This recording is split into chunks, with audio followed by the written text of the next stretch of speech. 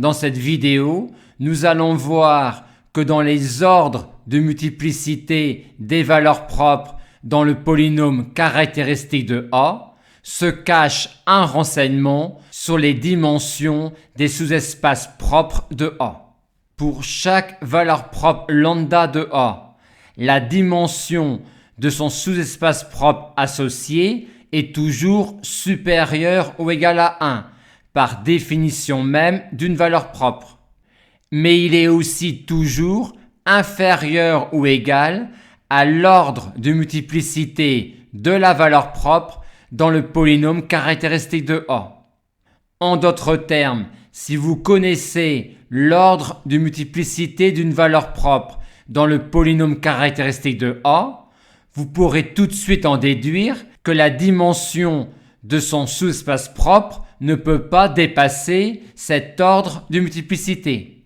Conséquence, quand l'ordre de multiplicité d'une valeur propre est 1, on pourra dire tout de suite que la dimension du sous-espace propre associé sera 1, car comprise entre 1 et 1.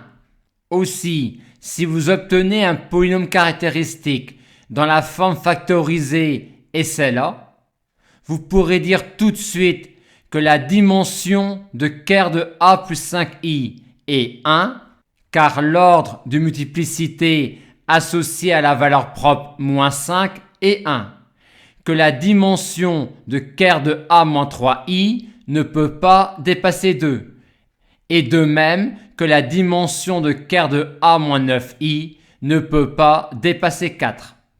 Nous allons maintenant illustrer comment on peut lire cette inégalité-là sous la forme le nombre de fois qu'une valeur propre apparaîtra dans le polynôme caractéristique de A sera supérieur ou égal à la dimension de son sous-espace propre associé.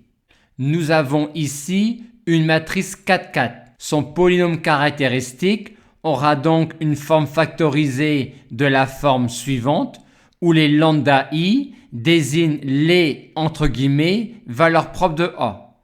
En écrivant A-i, on voit tout de suite que A-i est clairement non inversible, puisqu'elle contient deux colonnes opposées. Aussi, 1 est valeur propre de A, il y aura donc au moins x-1 en facteur dans le polynôme caractéristique de A. Mais on peut dire mieux, car on sait que l'ordre de multiplicité de 1 dans le polynôme caractéristique de A est supérieur ou égal à la dimension de ker de A-i. Et pour déterminer ker de A-i, on va calculer le rang de A-i. Dans ce calcul de rang, on peut déjà barrer cette colonne-là. Ceci étant fait, on peut ensuite barrer cette ligne-là. On est donc ramené à déterminer le rang de cette matrice-là.